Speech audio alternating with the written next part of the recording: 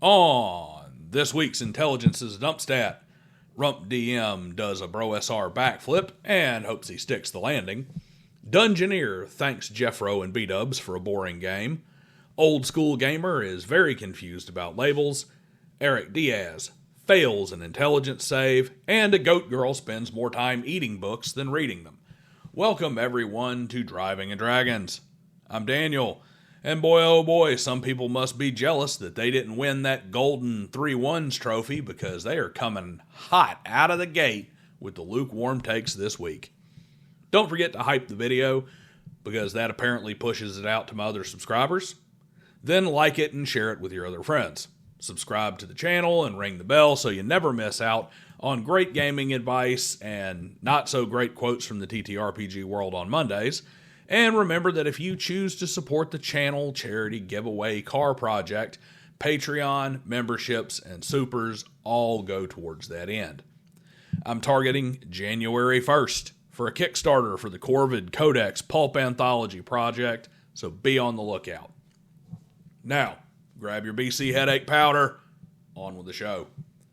Hot off his runner-up finish in the first ever Dummy Awards, RumpDM has hit the ground running in his quest to be the dumbest of the dumb in 2026. A recent ongoing debate among the Bro SR and everybody with a functional prefrontal cortex over the past few weeks has been player versus player action in TTRPGs. Will this be the next one-to-one Time or Bronstein? Time will tell, because in case you missed it, that's the hallmark of the Bro SR. They harp on some old play style or latch on to a hyper-literal interpretation of a line in the AD&D Dungeon Master's Guide, then swear up and down that they have uncovered the end-all and be-all objective, forgotten secret sauce to perfect games. Then, when whatever they're doing gets boring, they start and people kind of start ignoring them, and or the holes in their newfound philosophy start to become evident, they add another piece and quietly let the heat die down on the last thing. And right now it is, you aren't playing PvP, or you're not playing right if PvP doesn't happen. PvP is objectively the best gameplay, objectively correct, magnanimous, etc., etc., etc., supine, their normal crap.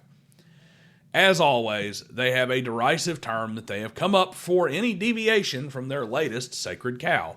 In this case, get along gang play. That's right, if your players are not consistently changing loyalties and trying to screw each other over, it's Scooby-Doo mystery, get along gang, bad play, and you're not playing well and not elite, etc., etc. So Noble Shield, never one to shy away from clashing with the bros, often in ways that land him on this show, came out with the classic rebuttal to Bro SR nonsense that never works because they're in full-on fart-sniffing delusion. He quoted the rulebook. He clipped a section about how good characters should work together for the betterment of the group and how evil characters should essentially be ostracized from the game with the quote, PCs aren't meant to be get-along gang. D&D is competitive. He is, of course, mocking the bros because the books point out all the different ways that really you should be working together. Rump, in typical Bro SR fashion, tries to weasel his way around with PvP means more than mid-session inter-party fighting. Mid-adventure, it makes sense that they would get along gang. Never mind that this is contradictory to numerous things Rump has pulled out of his, Rump in the past regarding everything from alignment to player interactions. The long and short is that there's a way for PvP to be functional and a good part of a TTRPG game, but it requires the kind of structure, characterization, and planning that the no-prep Bro SR has always yelled supile at. As typical, the issue is that the Bro SR is almost right, but it has to be so absolutist that they end up just being idiots. But Rump said it best himself. As long as there is delusion, there's hope. Dungeoneer engaged in some Bro SR self-snitching last week. That was fun. This poor cultist has shown up here more frequently of late, and generally with rants about how Bro SR Super Mega PvP Bronstein 1-to-1 multiple character D&D never disappoints and leads to always having awesome games because the players are so elite. Well, I guess Dungeoneer and his players are not elite. Must be the Bro SR practice squad or something. Why? Well, our boy rushed to X to tell us all the exciting news that his no prep, no hook, just watch the players choose what to do with no real DM input Bro SR playstyle resulted in a lame session. That's right. They chose to play their thieves. Guess that metagame out of character get along gang player planning is acceptable. And they sat around trying to decide what to do all session. Yay. Several hours of sitting around bored, asking, what do you want to do? I don't know. What do you want to do? I don't know. I guess steal, maybe. I don't know. That's right. Easy, fixable, complete collapse of the session while the GM sits with his thumb up his ass, and this is something that you rush to the internet to brag about. And why are you bragging? Well, because now he can talk about how awesome player grading is. You know, where the GM formally tells the players how they are having fun wrong after he does absolutely nothing to facilitate it. Don't these Bro SR games sound great? Next up, we have Old School Gamer and an express need for a dictionary. He's been on this D&D as a wargame kick for a bit, and we all just kind of grin and nod and inform him that this is a Wendy's. This time, he outright said it. Wargaming and role-playing are the same thing. This is just factually inaccurate. It isn't even remotely close to correct. One of these things is strategy simulation, where 2 or more players assume command over a force, be it a single soldier or an entire army, and through a very strict and clearly defined set of rules, seek to achieve victory by achieving clearly defined objectives. Role-playing is adopting and portraying a character and said character's perceptions, emotions, thoughts, actions, and decisions. These aren't even related, let alone the same. Wargaming may be where TTRPGs came from originally, but by the time White Box rolled out, the only remaining part that was wargaming was the word Wargames printed in the subtext on the title. Wargaming elements were kept around for late campaign domain play when the characters you were role-playing became a commander or leader of large units in domain play, but at that point you are basically role-playing someone playing a wargame. There's a very simple reason that wargaming elements were phased out rather quickly, and any old-school gamer should know it.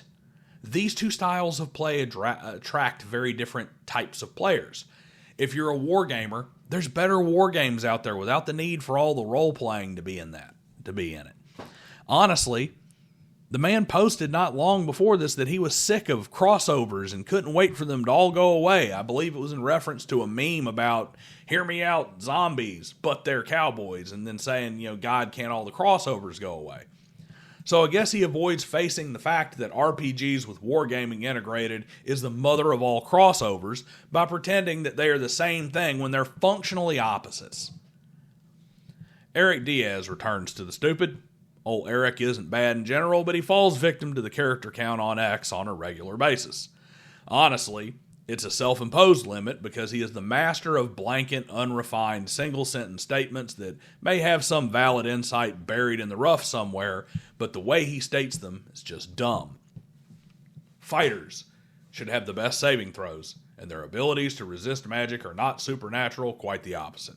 Okay. Now make the case, because on its face this is idiotic. From a mechanical balance perspective, each class has strengths and weaknesses. From a logical perspective, each type of training and set of developed skills is going to yield more or less ability to handle different stimulus. Let's take a look at 5e, for instance. Saves are based on each attribute. So Mr. Diaz is basically saying that a fighter should have the strongest mind, the sharpest perception, the most forceful personality, the quickest wit, the greatest strength, the most precise agility, and the most towering intellect.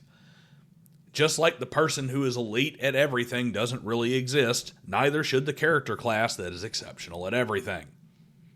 This is just a bad take that isn't rooted in logic and reflects poor design mechanically.